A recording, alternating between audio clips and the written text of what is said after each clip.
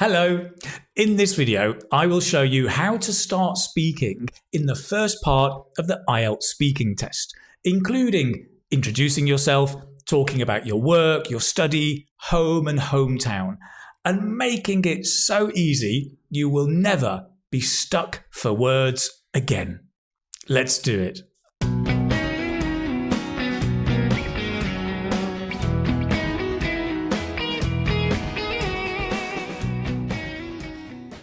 Hello, it's Keith from Keith Speaking Academy, and also this channel, well, English Speaking Success. Now, many students get nervous, right, at the start of the IELTS speaking test, and sometimes they just block. They can't speak. Or as we say in English, did the cat get your tongue?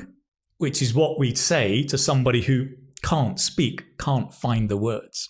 So to help you, let me explain exactly what happens at the start of the IELTS speaking test, and I'm going to give you some simple phrases you can use to make sure everything goes smoothly.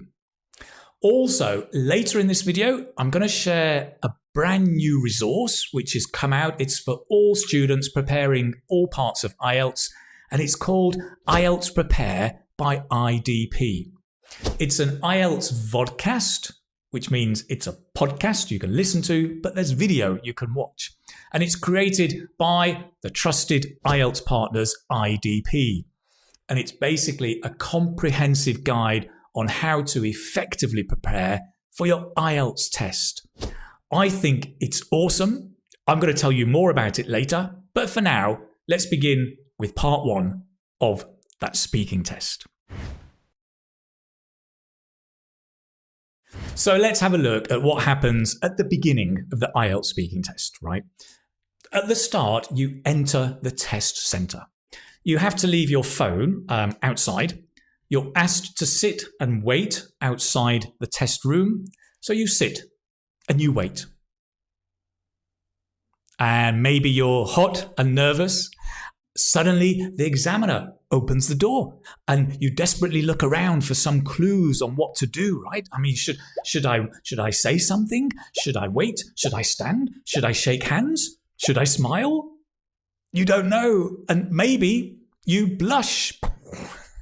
You go red, right? And then the examiner says, come in. You go in, you sit down, the examiner starts talking and you're not really listening. You're kind of looking around and then the examiner stops and you realize it's your turn to speak. But the cat has got your tongue. Okay, no. Let's rewind this, okay? Let's look at this in a more positive way. Let's make it better. So you sit outside the exam room, the interview room, right? You breathe and you say to yourself, I'm going to enjoy this. I'm going to enjoy this. And you wait. The examiner will open the door and will call you, and you stand and smile. And you can just say, hi, or hello, or even nice to meet you. Short and simple, right? And then the examiner will invite you into the room, tell you where to sit, and you sit down. And maybe say, thank you. Always nice to be polite, right? And then just stay focused, take a deep breath, and stay focused on the examiner. They will have a clock probably and a recording device. They're going to record the interview. And then they're going to ask you for your ID. So make sure you have your ID, whether it's an identity card or a passport, have that ready, okay? And then they will ask for your full name. You give it. And they might say, and what can I call you? And just say, you can call me Keith. Don't say Keith, I'm Keith. Use your name, right? And then that's it. And then the examiner is going to choose a topic. Probably either work, study, your home or your hometown. And just ask one or two questions. And this is just the warm-up, okay? Let's have a look at what some of those questions might be. So you might be asked, do you work or study? And here you can just be direct and say which it is, work or study. what you do, maybe where, and possibly how long. Okay? So you might say, well, I'm a blank. I work as a blank. I'm a teacher. Just notice that I am is I'm a. I'm a teacher. I work as a, can you say that? I work as a nurse. Great. Then the place, you could say, I work in a blank not far from where I live. I work in a school not far from where I live. I work in a hospital not far from where I live. You could also say, I work in one of the main blanks in my hometown. I work in one of the main schools in my hometown. I work in one of the main hospitals in my hometown. Notice the S, schools, hospitals, because it's one of their main hospitals. Finally, you could mention how long. I've been doing this for blank. I've been doing this for 2 years. I've been doing this. Can you say? I've been doing this for 2 years. Altogether, I've been doing this for 2 years. Or for a number of years. Or for 2 years or so. 2 years or so means more or less 2 years. Great. So putting that all together, you might say, I'm a nurse. I work in one of the main hospitals in my hometown. I've been doing this job for 5 years or so. Great. Now, a tip is to keep your answers short, right? Maybe 1 to 3 sentences. But here's the really important thing. When you're practicing, give a different answer each time. Don't memorize the same answer. Try different combinations of these phrases and each time give a different answer. Why? Because that builds your flexibility. And with flexibility comes confidence. Trust me. Okay, now that's if you work. What if you study? So now if you study, of course, you'll get the same question. Do you work or study? Again, you can say which, what you study, obviously, maybe where, and how long you will study or you have studied. For example, you could say, I'm a student at blank and I study blank. I'm a student at university and I study French. Or I study blank at blank. I study Spanish at London University. Maybe give the name there, right? You may also say, if it's university, I'm in my first year. I'm in my second year. I'm in my final year. Okay? And talking about how long into the future, you may say, I will graduate in summer this year. I will graduate in 2 years' time. I will graduate next year. You can say I will or I'll. I'll graduate next year. Notice the phrasing, right? You can say I'll graduate next year. Kind of a short pause in the middle just to help your fluency. I'll graduate in summer next year. Sometimes we also say I hope to graduate next year because it's a hope rather than something certain. I hope to graduate in 2 years' time. So putting it all together, you might say something like, I'm a student, actually. I study French at Oxford University. I'm in my first year there. So yes, it's quite exciting. Okay? Notice each time as I practice, I'm giving a slightly different answer, building my flexibility. Now, this video is helping you to prepare for IELTS speaking. But if you want help with other sections of the IELTS test, such as reading, writing, and listening, then you should download the mobile app called IELTS by IDP. with the handle IELTS by IDP. It's by IDP Education, who are one of the 3 trusted partners of IELTS. There's lots of information and resources in the app to help you get ready for all of IELTS. One of the most exciting is the brand new vodcast they have. It's called IELTS Prepare by IDP, and it's available now. There are 10 episodes covering all 4 sections of the test evaluation, what to do on test day, and much, much more. I've just watched episode 8, which is on IELTS speaking, and it is awesome. It's clear guidance, practical steps by the IELTS experts of IDP. And it's just delivered in a warm, approachable and friendly way. And it's practical. I mean, for example, they answer questions like, what happens if the examiner interrupts me? What should I do if I'm given a topic I know nothing about? Well, Rocco, they cannot change the topic. But what they can do is they can touch on the topic but relate something else to it.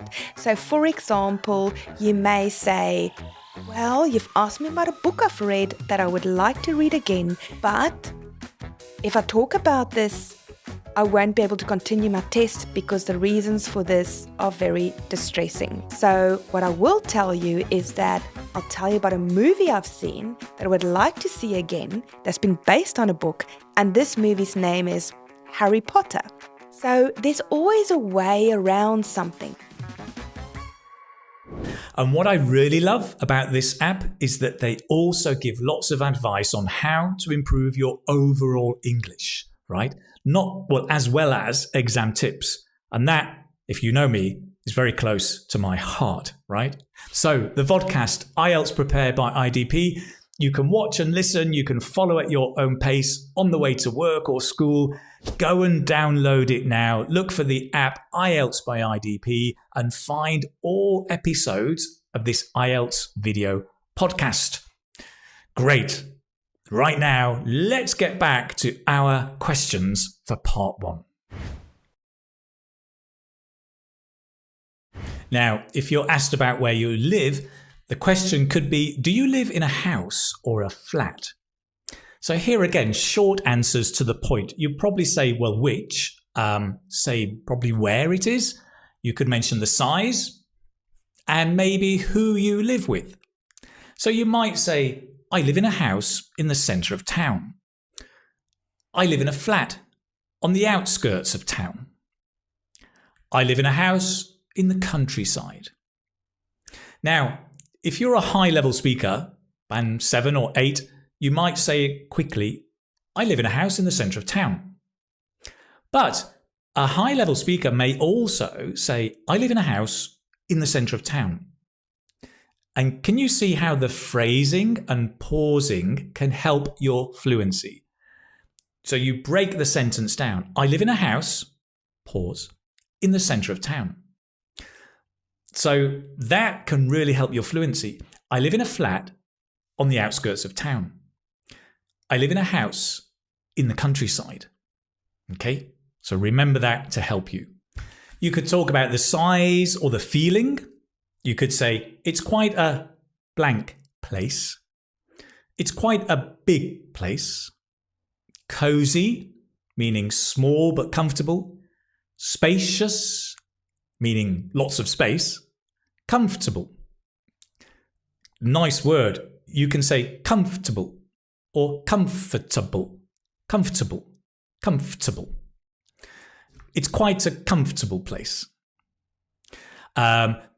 Or you may say something negative. You could say, well, to be honest, it's rather small. Again, notice the phrasing. To be honest, it's rather small. It's rather cramped. Cramped meaning not enough space. It's rather dingy. Dingy meaning small, dark, not enough light, not very nice. To be honest, it's rather dingy. And you may go on to talk about the people you live with. So you could say, well, I live there with my blank. I live there with my husband, wife, spouse, parents, or you might just say, I live there on my own. Putting that all together, I might say, for example, I live in a house in the countryside, actually. It's quite a big place, and I live there with my wife and daughter. Nice. Let's carry on.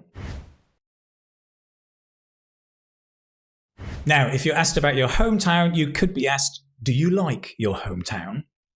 And you could say yes or no, and probably why. Okay.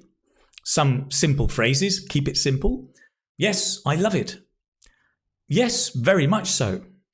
For sure, it's great. Possible reasons. It's full of blank. It's full of history. It's full of amazing architecture. Amazing architecture. What a fantastic word. Architecture. Notice the stress. Amazing architecture. Lovely. It's full of amazing architecture. Architecture, of course, is the style or the way that a building is designed. It's full of amazing architecture. Yeah. It's full of ketchup. It's full of amazing architecture. It's full of wonderful shops. Okay. Other phrases, you could also say, well, I would say it's a blank city, and use different adjectives, right? Let's practice together. If I give you an adjective and you say, I would say it's a blank city. Exciting. Yeah, I would say it's an exciting city. Vibrant. Yeah, I would say it's a vibrant city. Really interesting. Yeah, I would say it's a really interesting city. Great. You may also say, it's a great place to blank. It's a great place to shop. The to becomes to because we're stressing the noun. It's a great place to shop. It's a great place to eat out. To eat out. It's a great place to visit. So, putting it all together for the question, I might say, do you like your hometown? Oh, by the way, notice my phrasing and pausing. Do you like your hometown? Yeah, very much so. I like the architecture. It's full of interesting sights for tourists, so it's a great place to visit, especially in the spring as it's not too hot. Great. And remember, it's really important not to memorize your answers. Practice using different chunks, changing them around, spicing it up. Spice up your answer, right? Because remember, with flexibility comes confidence. Let's move on. So these are some of the introduction or introductory questions you might be asked at the start of the IELTS speaking test in part 1, which is all about you. You'll be just asked 1 or 2 questions about these: work, study, home, hometown. And then, of course, the examiner goes on to ask you questions on a first topic and a second topic in part 1. If you want more details and more tips and ideas, go and check out this video, Introducing Yourself Fluently, full of great ideas and tips. Okay, just let me give you a few extra general tips to help you on your way. Number 1, develop your answers a little in part 1, just a little, but keep it short. Smile. Thirdly, speak clearly. It's really important. And so I recommend when you're practicing at home, practice speaking loudly. It will really help when you actually come to do the test.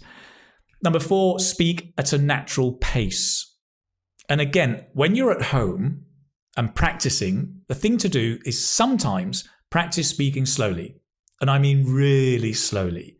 Because when you speak slowly, it's going to help you control the accuracy, the pronunciation, the phrasing and pausing. It really is a test of your control. And then later, you can speak more quickly. So when you're practicing, sometimes speak slowly. So remember, if you want to practice these phrases from today, go and have a look at the PDF. There's a link down below. You can click on that, get the PDF for free, and then you can review and practice maybe with the video again, so you can get the pronunciation. But more important, remember that app and the vodcast I told you about. Go and check out that free resource. It's the vodcast IELTS Prepare by IDP. You can get it through the IDP app. That's IELTS by IDP. Go and download the app. There's a link below, and you can watch all of the episodes. You can also watch it and listen to it on YouTube or on Spotify. They're released one by one, but if you want them all together, I recommend the app, IELTS by IDP. You can get everything there. I think you're going to love it. No, I know you're going to love it. And it's by the IELTS partners, IDP Education, and it's free. What have you got to lose? There's a link down below. Go and check it out. You're really going to like it. Great. If any of you are taking your test in the coming weeks, I wish you lots of luck. And for everybody, I look forward to seeing you in the next video. Remember to subscribe as well to the channel, and I'll see you very, very soon. Thank you for spending this time with me. Take care, my friend. Bye-bye.